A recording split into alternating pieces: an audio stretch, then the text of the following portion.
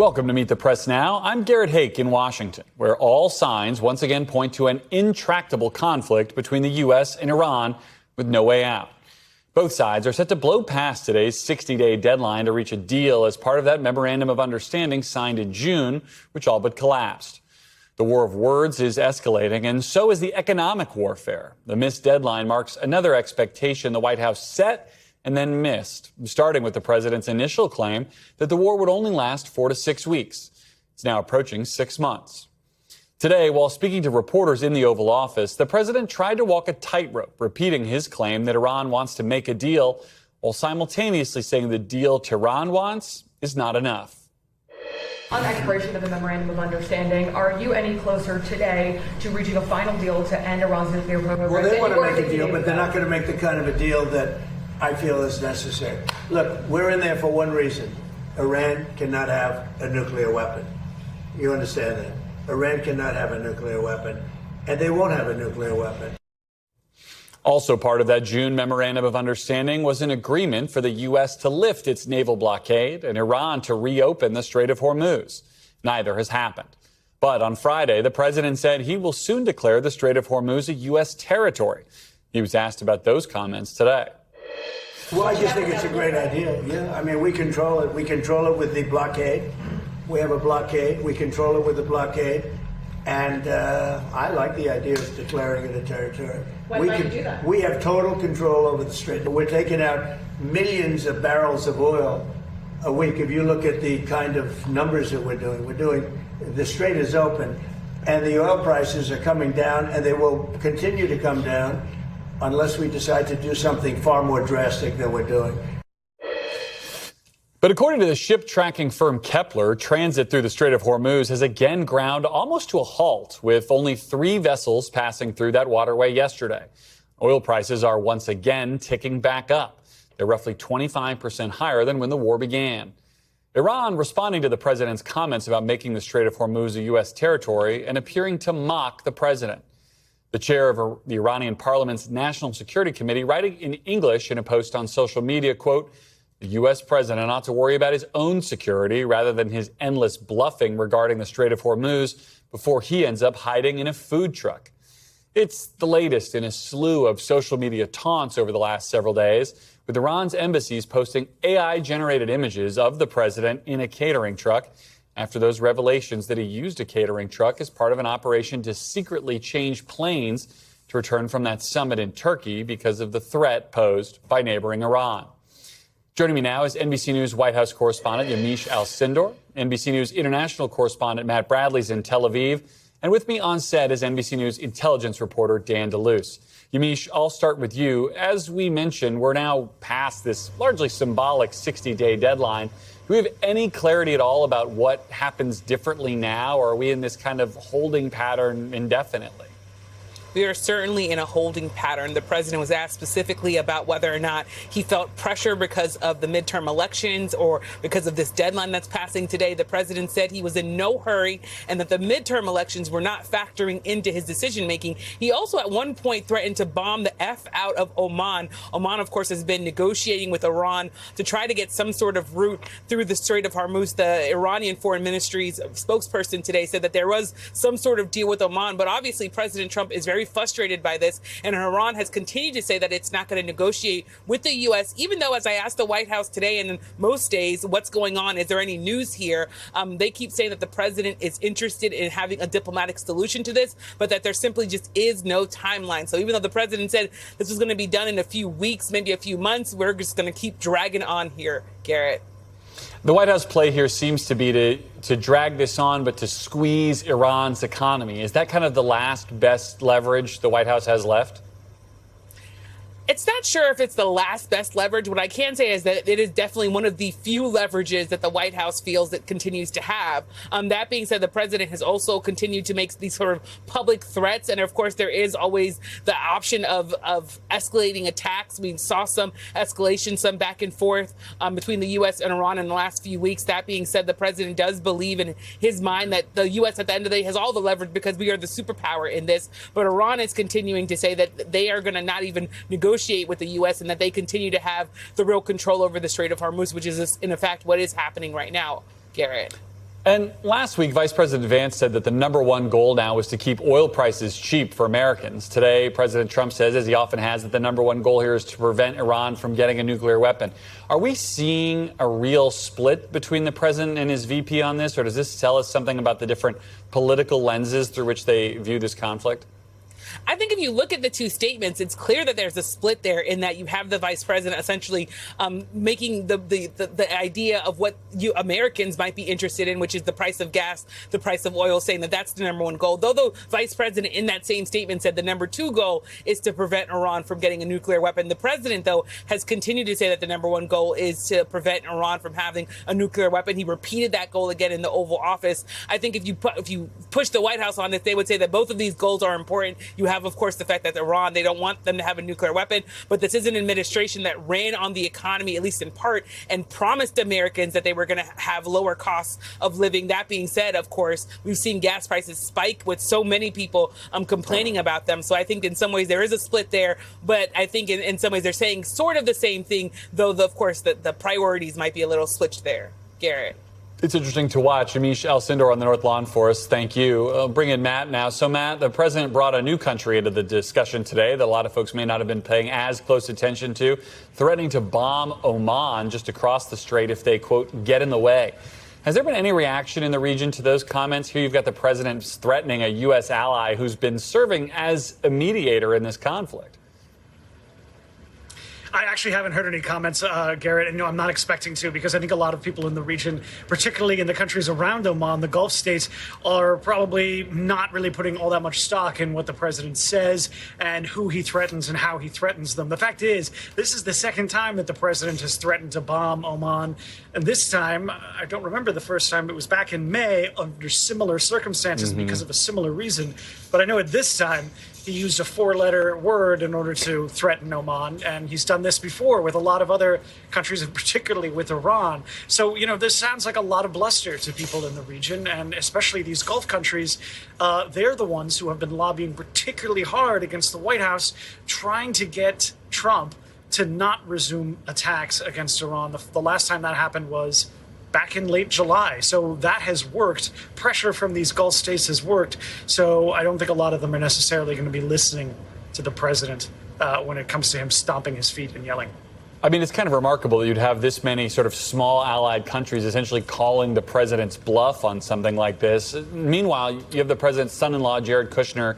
He's in the region today as the situation in Gaza remains at this kind of odd stalemate, stuck between phases of the peace deal they negotiated there. The administration had put a lot of focus on what was going on between Israel and Gaza. Is there any progress to report tonight? Not really is the fact of the matter. We haven't heard much. And, this talk between Netanyahu and Jared Kushner, the president's son-in-law, we did hear about it from the Israeli side, and we heard about it a bit from the American side. Senior officials on either side of this discussion, and both of them said that the talks were positive, that, the people that I was speaking to made it sound as though this was just kind of a checking in.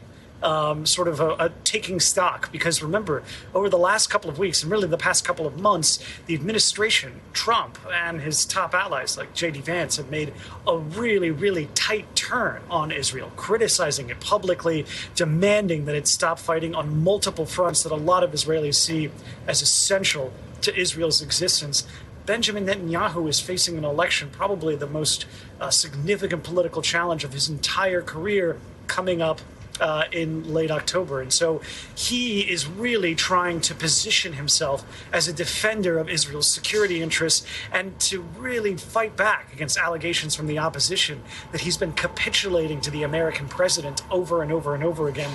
So really, this was, in a way, and we could see this from some of the statements that we got, this was the Israelis kind of calling Jared Kushner and calling the administration back on side after so much public discord between two men, Trump and Netanyahu, who had looked very recently like the best of friends and wartime allies. A long-time relationship, but a complicated one. Matt Bradley, thank you for that reporting. Dan, I want to bring you in here and play some of what the president said back in June, right after this ceasefire was first announced, when it looked like we might be turning a page on this war. And it's a memorandum of understanding. If it doesn't get done in 60 days, that's all right. We go back to bombing. I don't want to do that because it's so good, but we might have to. So the 60 days are up, but the bombing campaign doesn't appear to have started again. What are the military options for this White House right now, and why are they so unpalatable to the president, do you think? I think the options are really difficult here, right? And it's partly because what are the objectives? The goals are difficult, right. Which is we have bombed Iran heavily, as we all know. Hundreds of targets, thousands of targets. And Iran was not ready to bow to U.S. demands, wasn't ready to make the concessions that the president wanted them to. And so the question is, if we resume bombing at that, maybe even more intensely, does that really mean that Iran's position will change? So that is a huge question. We haven't seen a change in the U.S. footprint, so we still have a tremendous amount of force in the area. But it's this bigger strategic question. What are you trying to accomplish? The White House seems to think that the economic warfare, the blockade, could ultimately be more effective there. Do we have a real understanding of how effective or not that has been in crippling Iran's economy? We know what the White House says. Well, they don't have midterms. That's true. It's an authoritarian regime. And so their calculation is not like a Western democratic government. And they are in a very difficult position economically, no question. But they have been evading sanctions for decades. They are somewhat relying on Russia, a little bit in China. There's trade going through the Caspian Sea now to the north to get around the blockade. And they have shown an ability to withstand a huge amount of pressure because they don't really answer to their people. They just are focused on maintaining their grip on power. And they're betting that domestic political pressure here in the U.S. with gas prices and inflation and so on will force Trump to concede before they do. Well, there's another element to that pressure, and that's the reporting that's come out about the conditions on some of these ships that have been taking part in the blockade, notably the USS Lincoln that took up a lot of oxygen last week. You don't see stories like that, I imagine, on Iranian TV. But what do you think what's the Pentagon saying now? What are the kind of lingering effects there? I think the Pentagon is trying to say this is totally overblown, that those crew members are in fine, healthy shape, and they have what they need. But you did have a statement from the head of Central Command who went aboard the ship and said it was awe-inspiring. He said there was tremendous resilience and, grit on display. But he said, that's not to say everything's perfect. And he acknowledged that, being on a ship for a long period is stressful. I think there's a wider issue here again, though, which is I don't think the administration expected to be at war in August. This was supposed to be 4 to 6 weeks, as you said. And this puts a huge amount of pressure and strain, not just on those sailors, but on the whole military machine, on the supplies and so on. And they didn't anticipate, I don't think, that Iran would hit our bases so hard in the Gulf. And those bases are supposed to supply the ships. Right. And that has made it difficult for that ship to go to port. And so they do run out of some supplies. It's more difficult, it's more uncomfortable. And there's a reason why usually carriers are not out for 9 months, 6 months. The military learned over the years that it just puts too much pressure on the whole system, and then you pay the price later. Right, and now you're having a ship come in from the Pacific, which will leave the Pacific without an aircraft carrier, and the knock-on effects continue from there. Dan, thank you for your reporting and for sharing your expertise with us on this. Now, coming up, the drive to Decision Day. NBC's John Allen hits the road with cameras rolling, speaking with voters in some of the most competitive and consequential congressional districts across the country ahead of the midterm elections. He joins us live from Battleground, Pennsylvania, as the week-long road trip revs into high gear. Plus, if it's Monday, 4 more states are set to hold primaries tomorrow. We'll tell you what to watch for, and I'll go one-on-one with 2 candidates in a pair of key contests that have Democratic Party divisions on full display. You're watching Meet the Press now.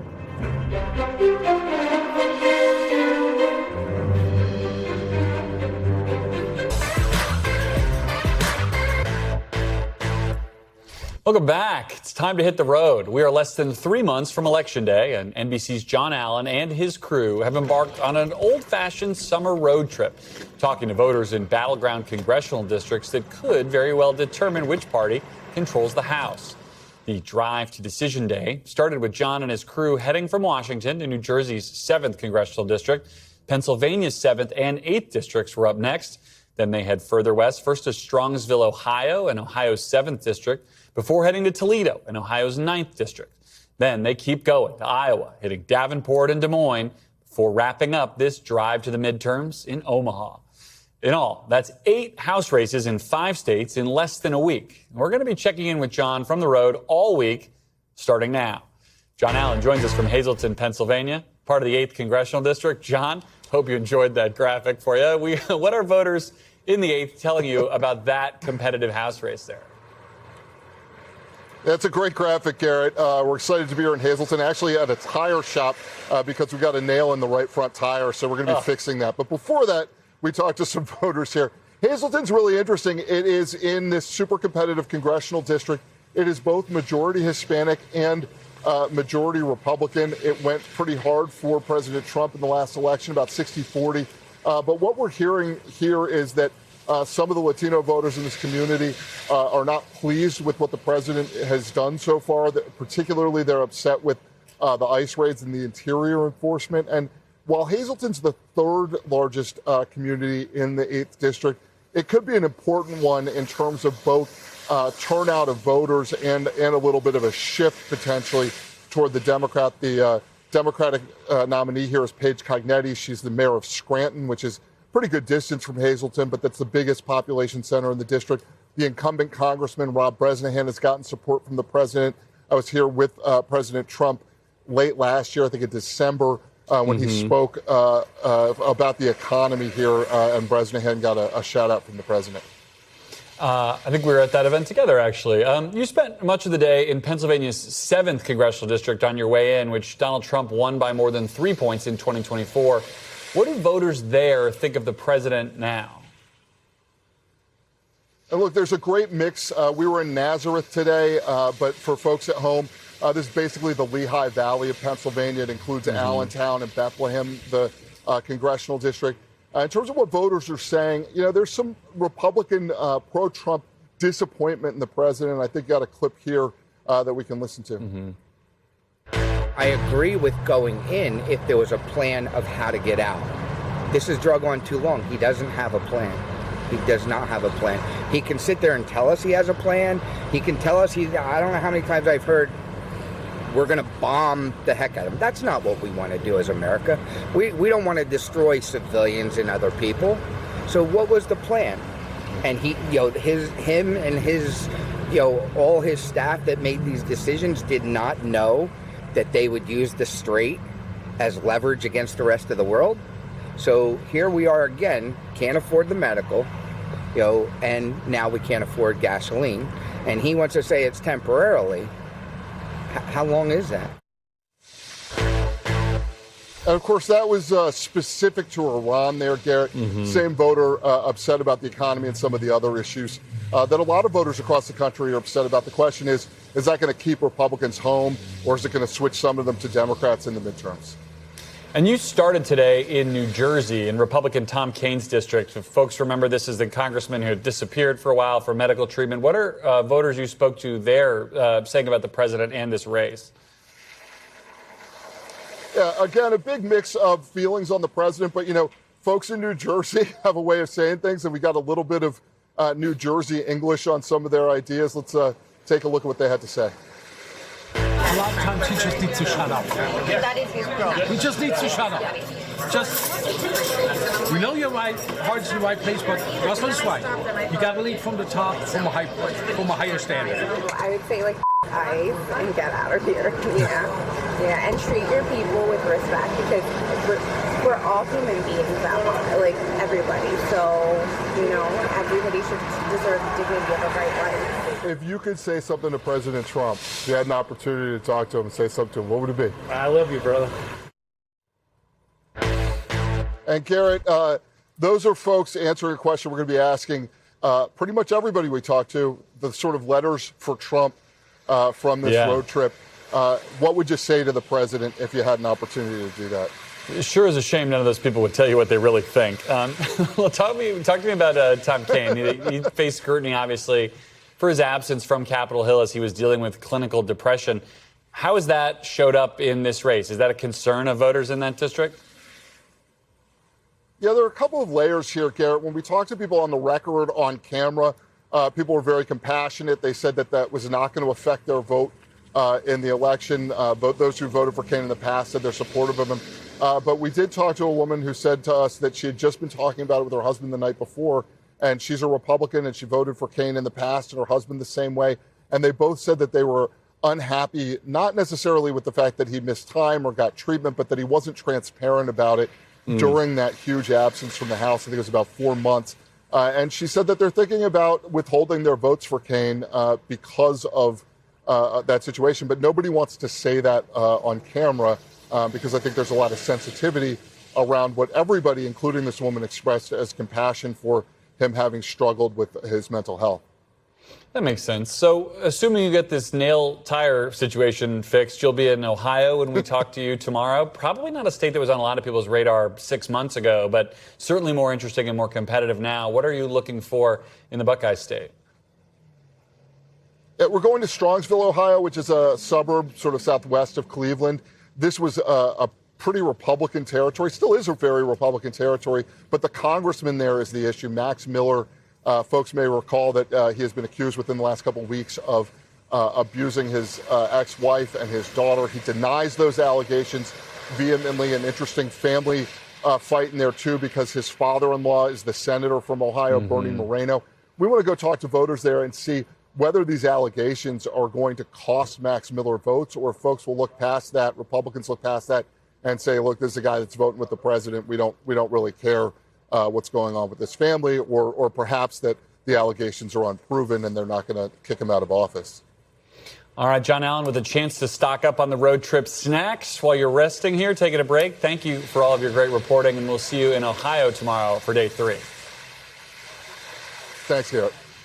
Up next, we're spotlighting the tumultuous Democratic primary race to represent Florida's newly redrawn 20th congressional district. I'll talk to a top candidate with progressive backing as he vies to unseat an 11-term incumbent. Keep it here on Meet the Press Now.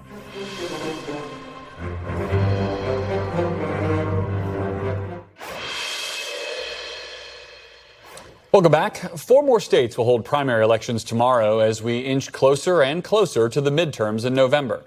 We are closely watching Florida, which is holding its first congressional primary since redrawing its districts to boost Republicans. The new map, which the state's Republican-controlled state legislature approved earlier this year, cuts the number of Democratic-leaning districts in half. That's led to some difficult choices for Democrats, including Congressman and former DNC chair Debbie Wasserman Schultz, whose current district was eliminated. She opted to run to the more Democratic-leaning 20th district instead of the 22nd district, where she actually lives. But the 20th district, which has a substantial black population, has long been represented by a black Democrat. Her decision has angered some candidates and black leaders in the party, particularly in the wake of that recent Supreme Court ruling overturning a provision of the Voting Rights Act, which has caused a decrease in minority represented districts across the country.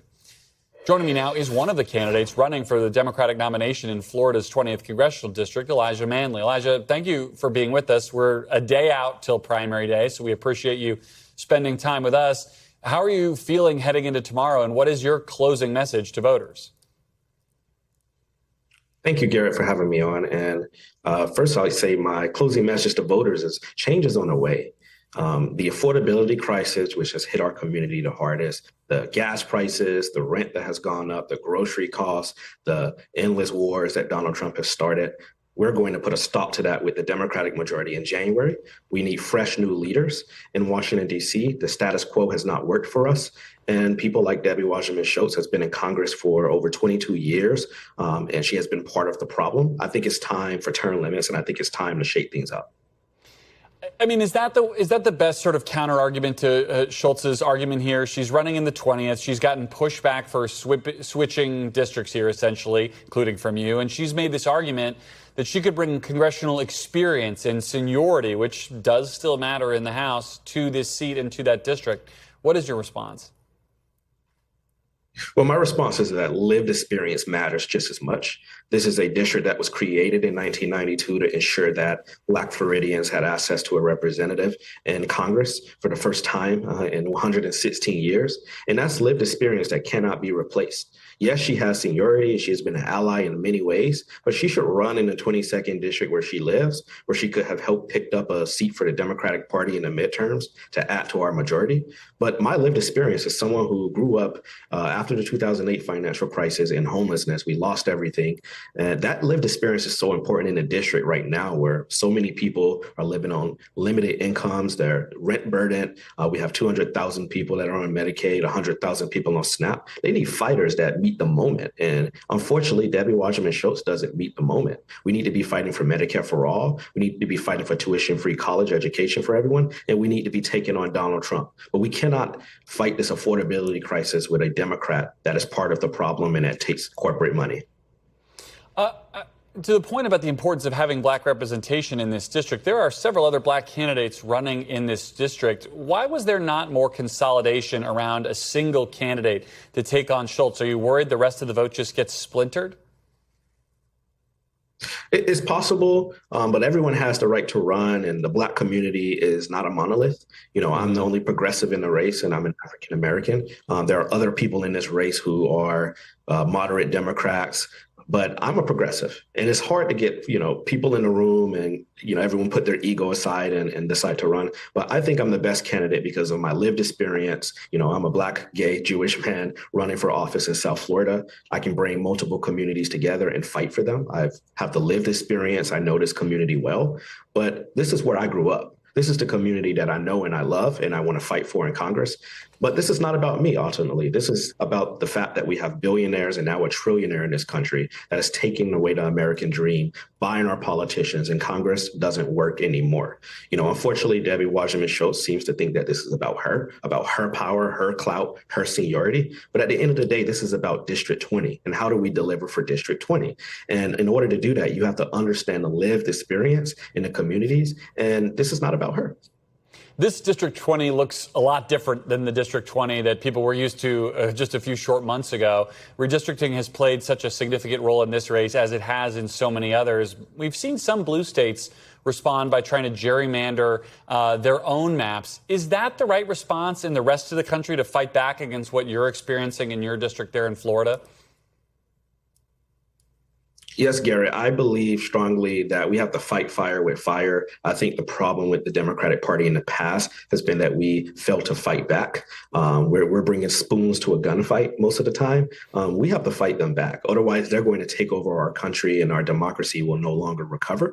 So in order to fight back, we need to redraw maps in blue states to, counter what they're doing. I know California did that. Virginia tried to do it, and maybe they'll finish the job in 2028. But, in Florida, this was illegal. This was an illegal gerrymander because in the Florida Constitution, partisan gerrymandering in this way is illegal. Unfortunately, the Republican Party and DeSantis has a majority on the Supreme Court, so they got away with this race as a legal gerrymander. But the only way to stop them from trying to rig these elections through partisan gerrymandering is to turn out and vote in record numbers to make it too big for their gerrymander to work. I believe this will be a dummy mander ultimately, but it's important to have representation that matters, and that is true here in Florida. That is true across the country as well. But in this moment that we're in, where we saw this attack on the Voting Rights Act by the Supreme Court, the evisceration of our protections, we cannot have somebody who claims to be an ally to our community come in this moment, the moment that we're in right now, and take away our representation, one of the last remaining opportunity districts that we'll have in the South being held by a white Democrat. That's unacceptable. The other way to stop these kind of gerrymanders long term is to pass a ban on mid-decade redistricting. Is that something you would support if you win? I would support that in the majority. I believe that we do need to ban mid-decade redistricting. Until we get to that point, Democrats have to operate and play the game and with the environment that we're in right now. And, there will need to be a lot of legislation passed in this majority, making Election Day a national holiday, passing the John R. Lewis Voting Rights Act, and banning this partisan mid-decade redistricting. We hold a census every 10 years for a reason, and that is when we're supposed to redraw our maps in this country. But the Republicans understand that in order to play, they have to rig the rules of the game and change everything. But the fact of the matter is we have an affordability crisis and costs are up because Republicans have taken their eyes off the ball and they're playing culture war games and they're starting wars and, all across the world and, ending our relationships with our allies. And that is why they're trying to rig the midterm elections. You mentioned your progressive credentials several times here. You're running as the more progressive candidate in this race. You've got Ro Khanna in your corner. If you do win this primary, how do you bring back together that coalition of Democrats? We've seen this play out in a number of other states to make sure that what appears to be a safe blue district in the fall remains so, and you keep everybody in the tent who you're going to need. Yeah, it's about working with everybody and bringing everybody to the table. I think the party is much more united than people think. Everyone says there's a Democratic civil war. I don't think it's a civil war. I think the base is pretty clear with what we want. We want leaders that are going to fight for Medicare for all and take on Donald Trump. And I think that will be the goal when we're in Congress and everyone will be on the same page. And I hope leadership is as well. But ultimately, it's going to come down to the people to make that decision. But when I'm in Congress, I'm going to fight for my constituents first and foremost before I fight for anything else, making sure that they have the tools they need to live and afford to live under this economy, and make sure that we tackle the housing crisis and make sure that we're handling, ending the forever wars we're seeing overseas and investing that money in infrastructure, creating jobs, defending SNAP, and stopping ICE terror in our communities. Those are all the things that Democrats support in this moment, and we're all united on that. Unfortunately, there are some people in our party that don't share those values, and those are the people that we are primary and out of office this year, and we will continue to do so in 2028 as well until everyone is on the same page, fighting side by side to stop Donald Trump and deliver for the American people. And the people that agree with this message, I will encourage them to go to ElijahManley.com to donate, to phone bank, support the campaign. All right, you got the plug in there just before the buzzer. Elijah Manley, thank you for coming on, and stay safe on the trail. Thank you so much for having me, Garrett. All right, you bet. After the break, we'll turn to Florida's Democratic primary for Senate, where the party's divide between progressive and establishment candidates is once again on display. Stay with us on Meet the Press Now.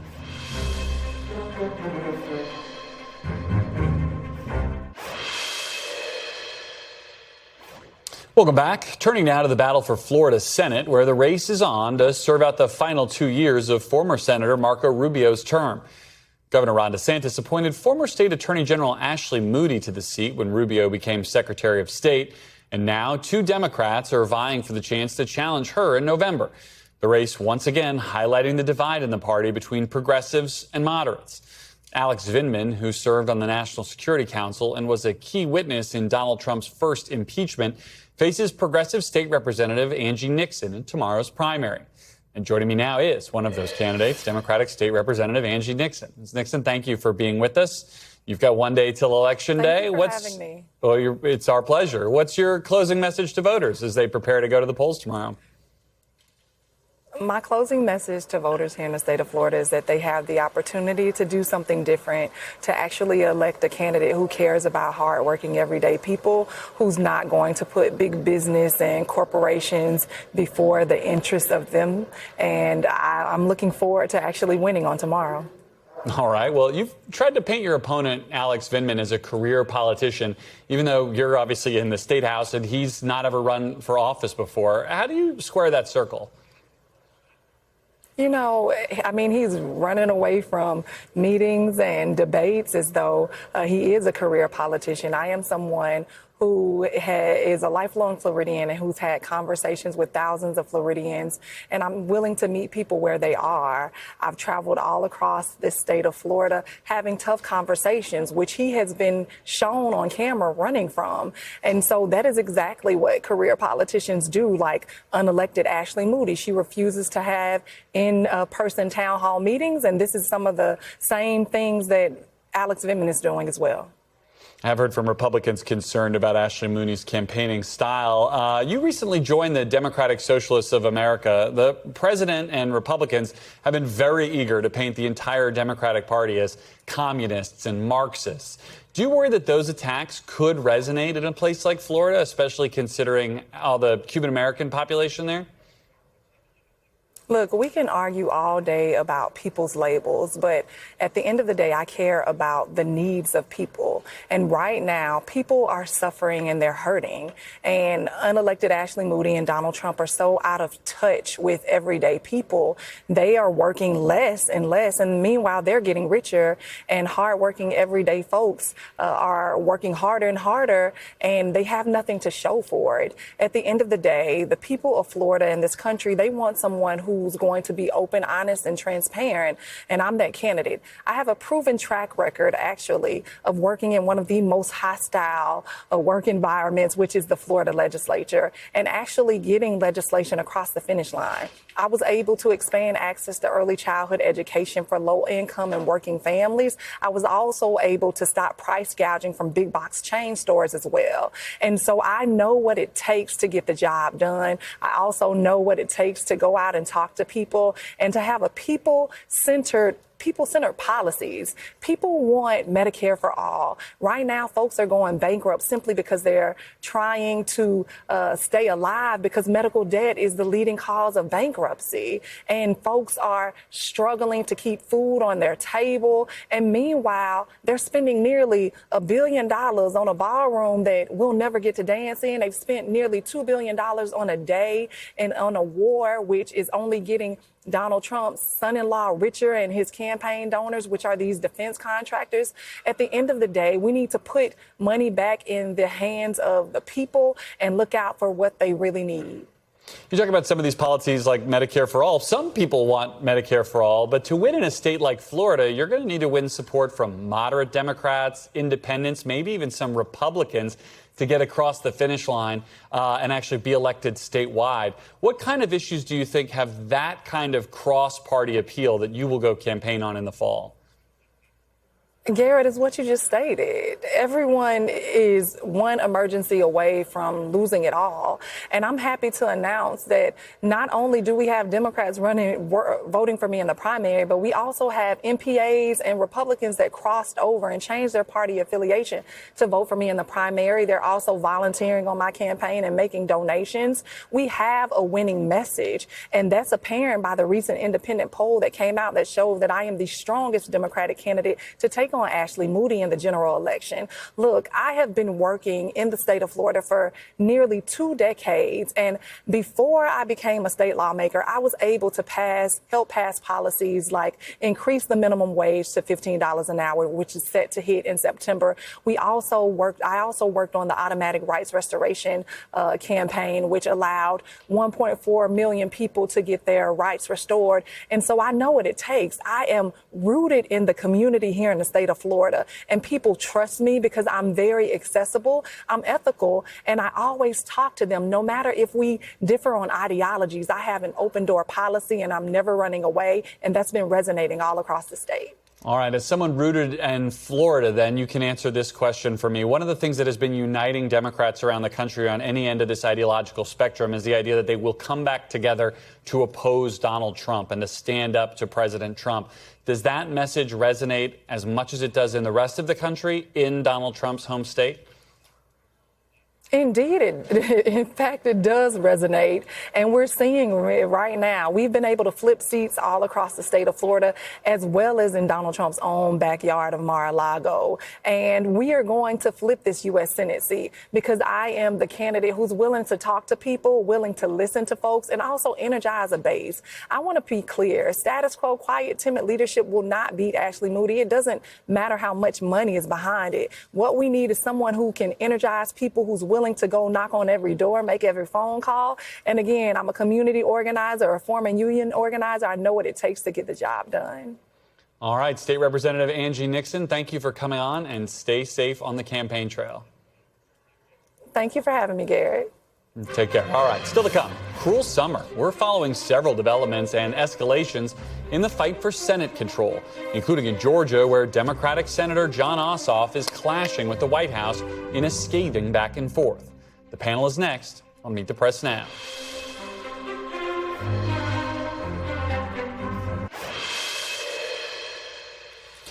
Welcome back. Democratic Senator Jon Ossoff of Georgia has been a vocal critic of President Trump's policies, and now he's broadening his attacks. During a rally yesterday in Atlanta, Ossoff appeared to criticize President Trump's relationship with one of his aides, Natalie Harp. Ossoff campaign then blasted it out. While the sailors on the Lincoln fight his war, while he fruitlessly drains our munitions and oil reserves, the president sleeps through his meetings. He golfs and trades stocks. See, he doesn't want to do the job. He wants to build his ballroom and travel with Natalie on their apparently defenseless flying palace gifted by the Emir of Qatar.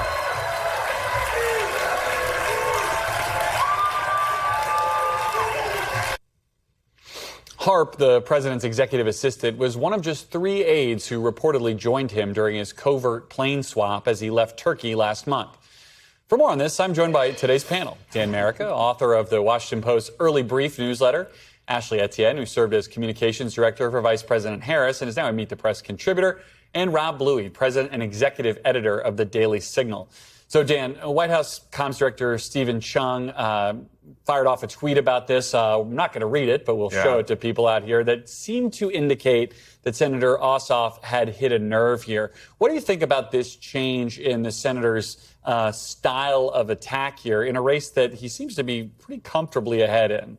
I think it says more about 2028 than it probably does about 2026. And it seems like John Ossoff is rightfully getting a lot of presidential attention. And I think it's because of videos like that. He's clearly testing out lines beyond maybe the confines of a Senate race. You saw how highly produced that video is as well. It's not just like a camera. This is like cuts and beautiful images and a big background. I mean, this is a fully produced campaign. I also think you're going to see a lot of Democrats over the next few months testing out how to get at Trump, because the most potent thing in a Democratic primary is the antagonism and is the anger of Trump, because base Democratic voters are so fired up by how much they don't like the president that if the president doesn't like you, it can sometimes be a validator, almost the anti-endorsement in a way. On the topic and on the content, I mean, I think it's difficult to kind of get into without getting into reporting, but I do think it's very clear that Ossoff is one of the leaders of the pack in 2028 and is testing out these lines because of that. I think it's interesting, though, Ashley, you and I are old enough to remember, when they go low, we go high. No, block that out. Block that out. I'm not saying it's a great strategy, but it was a strategy. I mean, what do you make of this, turn here from Ossoff, who I think has been a very effective communicator for Democrats up till this point? I mean, I think what he's doing is actually channeling the frustration and the angst of voters on the ground in Georgia. I mean, if you look at the folks who are going to make the difference in this particular race is not necessarily the Democratic base, it's those independent voters. 63% of independent voters disapprove of his handling of Iran. 44% of those same independent voters are saying the most important issue right now is high inflation and high costs, which the president's doing nothing about either one of those. So I think he's, I do accept to some degree he might be testing out 2028 lines, but I think more than anything else, he's channeling the angst and the frustration on the ground, which is why he's so comfortable in doing it. I mean, he's actually gone further than I think anyone has gone, but because primarily he's looking at the numbers, and the numbers say that people are,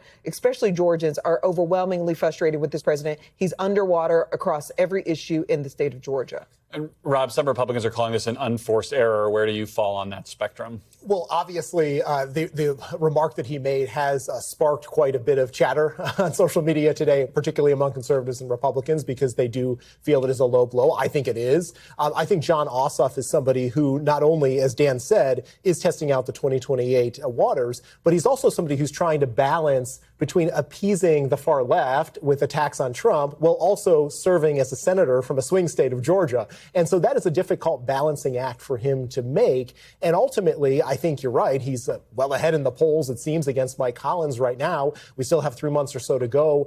Will Mike Collins be able to mount any sort of a comeback? As Ossoff focuses more on national issues, that's a big question to be seen. I guess I don't understand what was objectionable about what Ossoff said. I mean, the reality is the one thing I think he left out is the president doesn't want to do the job. He just wants to make money off the job. I mean, a congressional report just came out that showed that the American people have lost $219 billion because of his tariff policies and high costs. He himself has made over $2 billion off the job. His wife has made $10 million plus off the job. Say that for a reason, and it's the innuendo and bringing up his personal aid.